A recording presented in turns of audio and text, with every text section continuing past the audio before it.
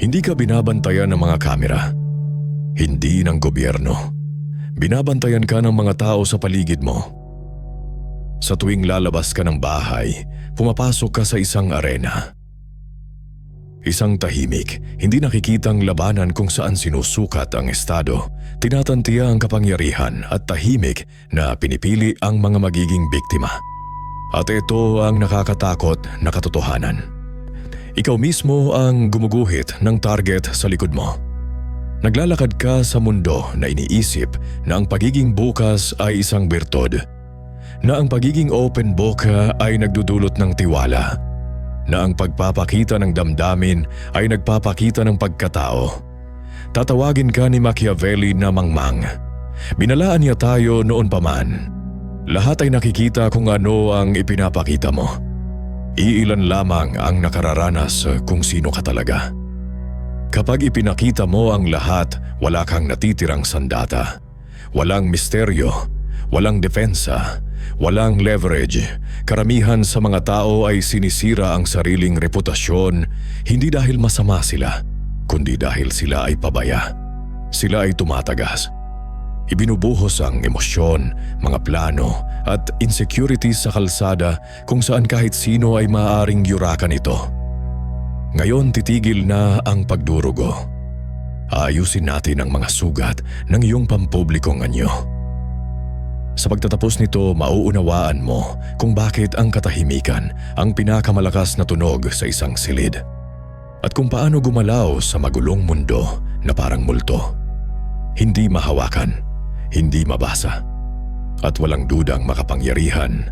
Pero bago iyon, kailangan mong tanggapin ito. Ang matindi mong pagnanais na makita ang mismong dahilan kung bakit ka nawawala. Nagkaisa ang mga sinaunang Stoic at ang mga strategists ng Renaissance sa isang bagay. Ang isipan ay dapat maging isang kuta. Ngunit ang kuta na bukas ang lahat ng tarangkahan ay hindi lakas. Isa lamang itong guho na naghihintay bumagsak. Tatalakayin natin ngayon ang siyam na tiyak na pag-uugali na unti-unting kumukuha ng kapangyarihan mo sa harap ng iba.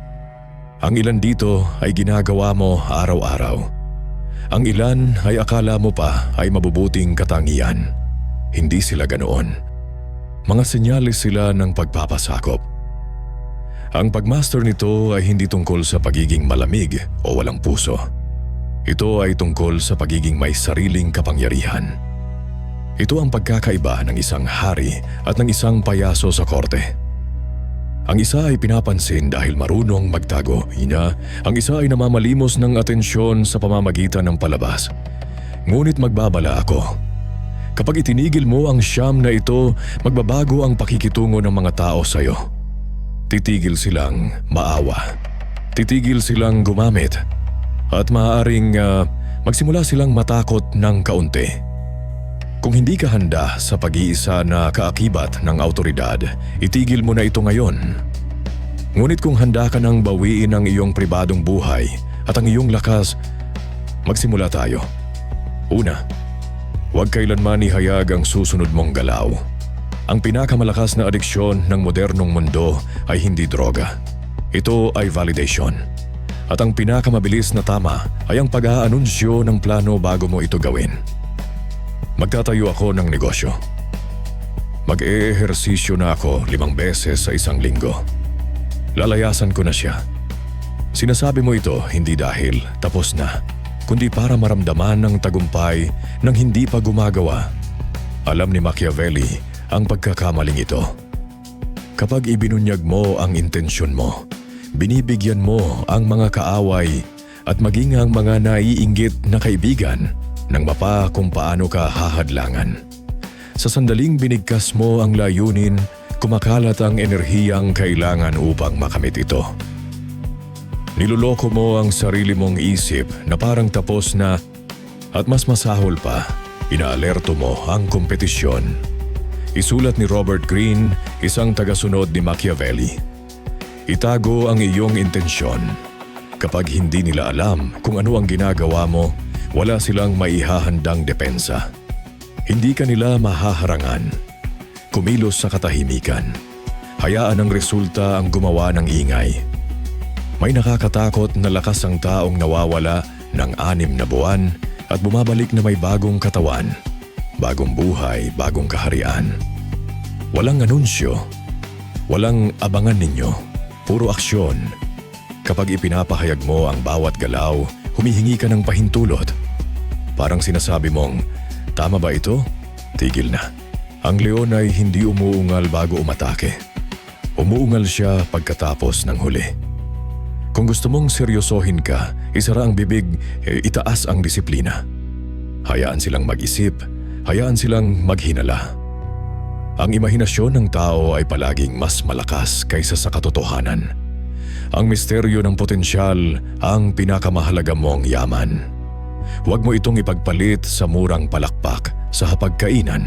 Ikalawa, huwag kailanman magreklamo tungkol sa problema mo. Ito ang pinakakaraniwang kahinaan ng tao. Reklamo, pagod ako, bobo ang boss ko, sira ang sistema, makinig kang mabuti, walang may pakialam. At ang may pakialam man, madalas ay natutuwa na ikaw ay nahihirapan.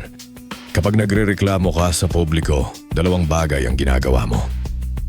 Una, inaamin mong wala kang kontrol. Ipinapakita mong biktima ka ng sitwasyon, parang dahong tinatangay ng hangin.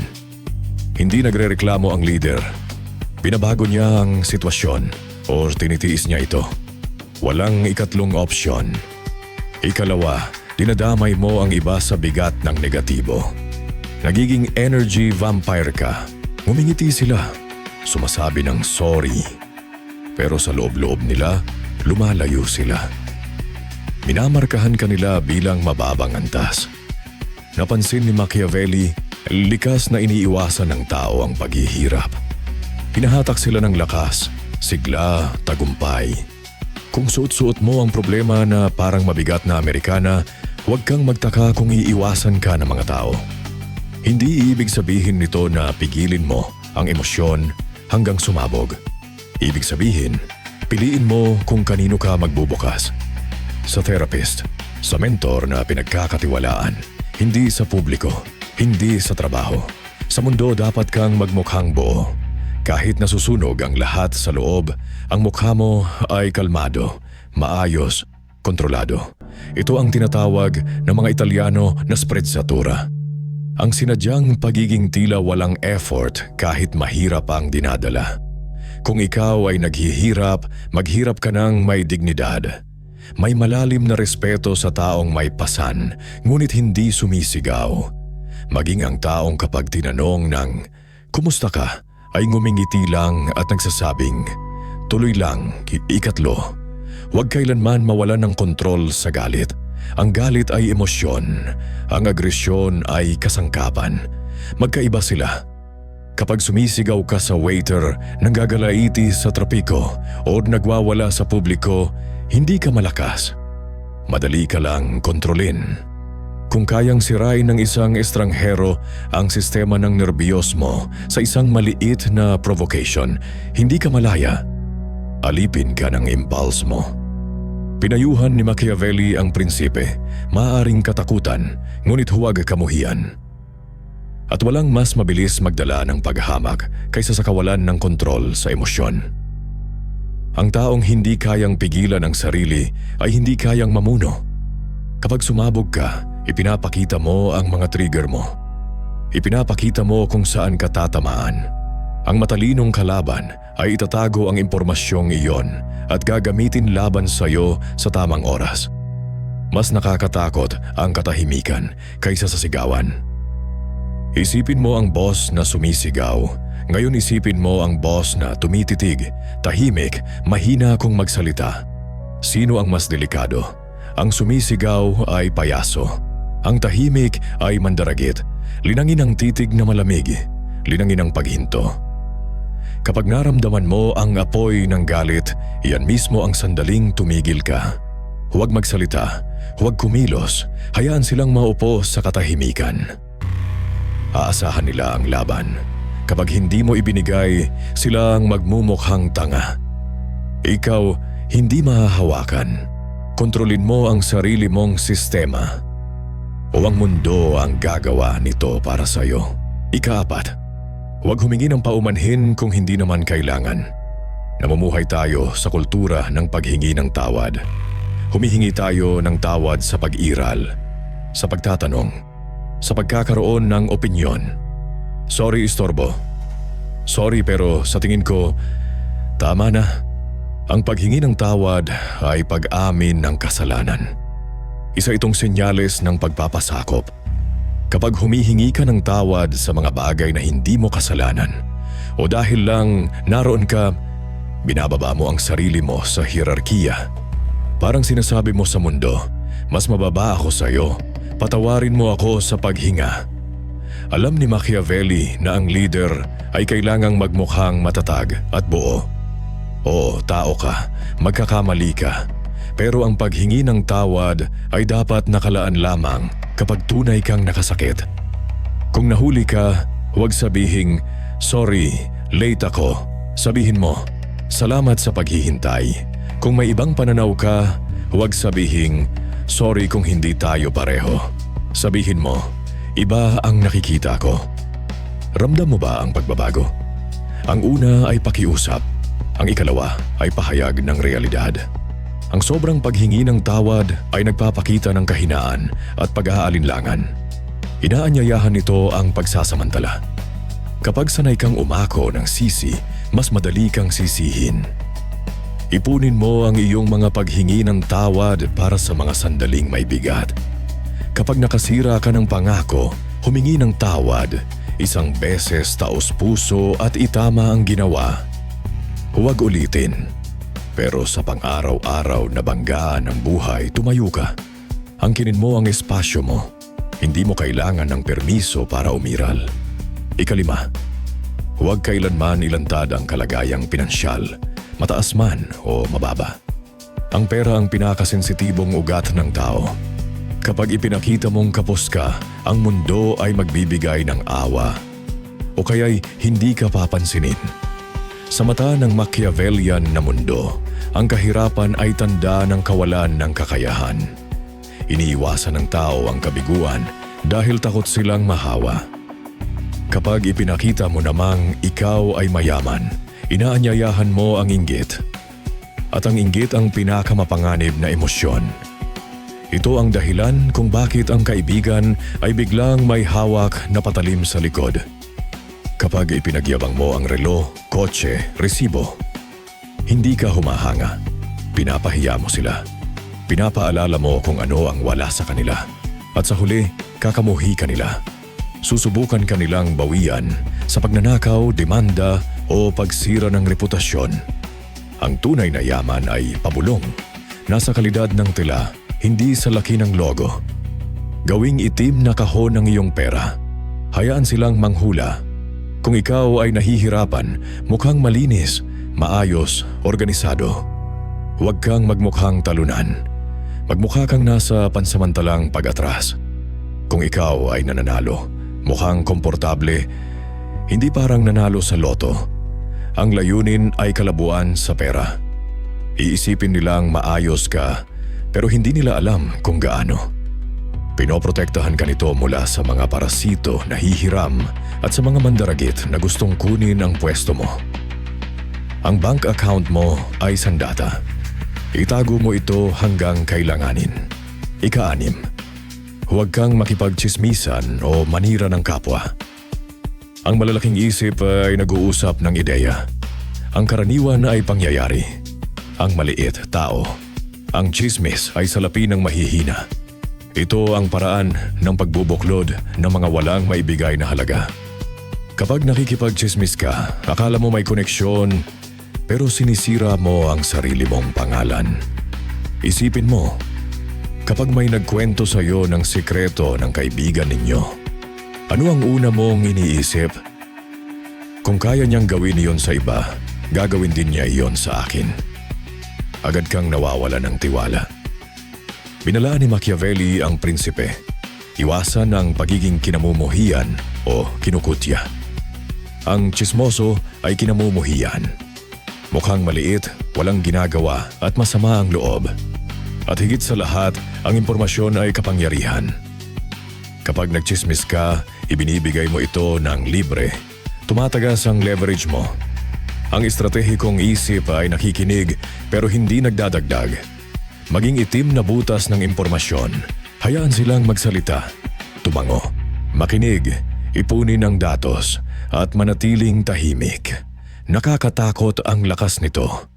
Alam nilang alam mo ang mga lihim pero hindi nila alam kung kanino mo sinabi.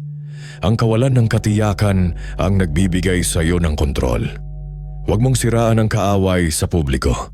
Mukha kang galit at obsessed. Kung sisirain mo ang kaaway, gawin mo sa aksyon, hindi sa salita. Gawin mo ng tahimik na hindi nila alam na ikaw iyon. Ang pagsasalita ng masama ay pag-amin na nasaktan ka. Ang pananahimik ay pagpapakita na wala silang halaga sa iyo. Huwag mong ipaliwanag ang pilosopiya mo dahil may kakaibang tukso ang tao na kapag may bagong natutunan, bagong dieta, paniniwala, disiplina o paraan ng pamumuhay, gusto niya itong ipangaral sa iba at patunayan na siya ang tama. Ngunit sinabi na ni Marcus Aurelius na huwag mo nang sayangin ang oras sa pagdedebate kung ano ang mabuting tao, bagkus ay maging ganoon ka, sapagkat sa sandaling ideklara mo ang moral code mo sa harap ng mundo. Ikaw mismo ang gumagawa ng bitag para sa sarili mo dahil babantayan ka nila, hihintayin ang pagkakamali mo. At kapag nadulas ka at madudulas ka, ikaw ay tatawaging peke at ipokrito. Kaya payo ni Machiavelli na magmukhang may prinsipyo ngunit manatiling maliksi sa realidad. Huwag mong isigaw ang panuntunan mo, isabuhay mo ito.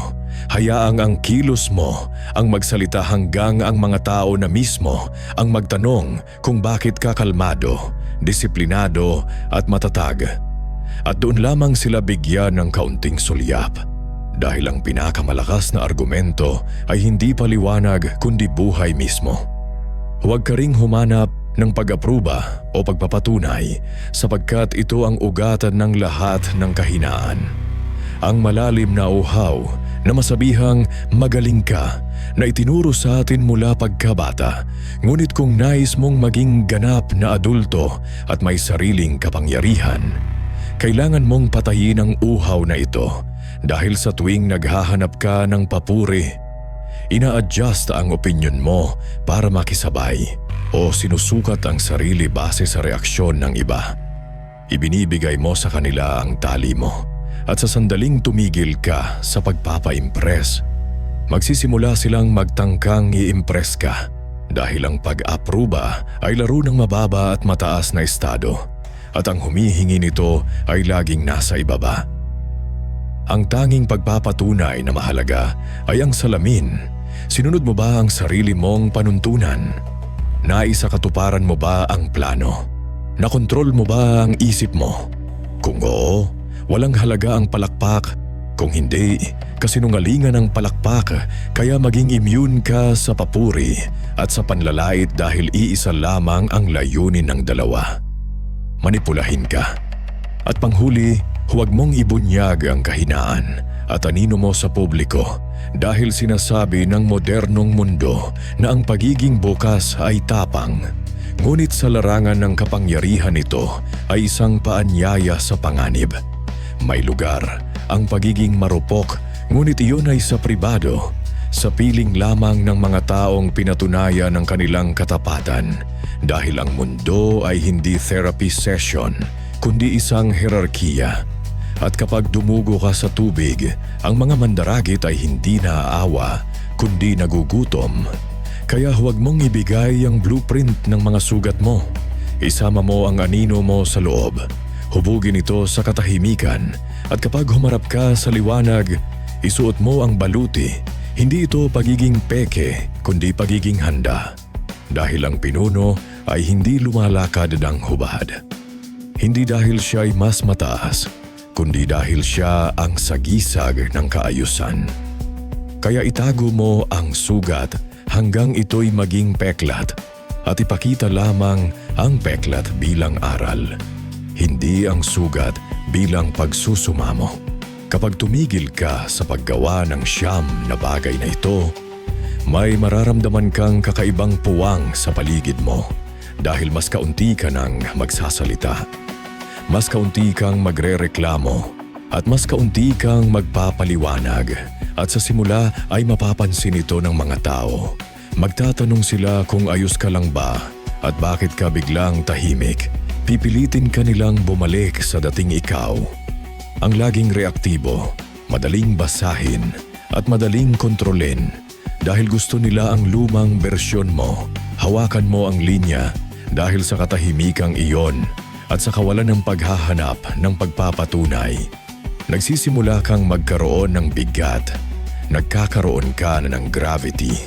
Nagiging parang itim na butas ng kapangyarihan.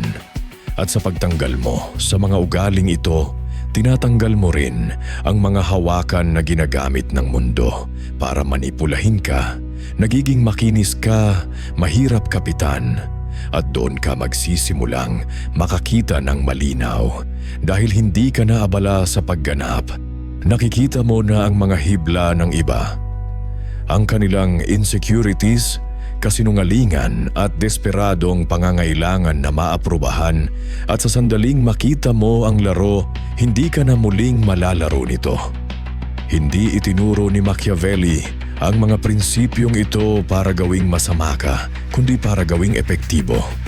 Para mabuhay ka sa isang mundong puno ng ahas, sa isang mundong maingay kung saan lahat ay sumisigaw ng tingnan mo ako, pahalagahan mo ako, kaawaan mo ako. Kaya piliin mong maging tahimik, maging tagamasid, maging taong hawak kang baraha ng malapit sa dibdib. Ngunit dito tayo dumarating sa isang mapanganib na katotohanan.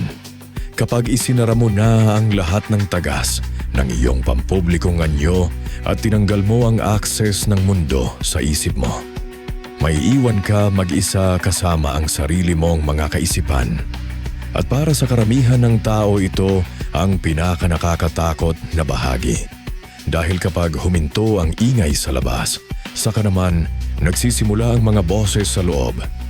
Natutunan mo nang ipagtanggol ang sarili laban sa mundo. Ngunit paano mo hahawakan ang kaaway sa loob? Paano mo pamumunuan ang kaharian ng sarili mong isipan kapag sarado na ang mga tarangkahan at ikaw na lamang ang nasa trono? Iyan ang tunay na laban at iyan ang susunod nating pag-uusapan. Dahil walang silbi ang isang kuta kung ang hari ay baliw.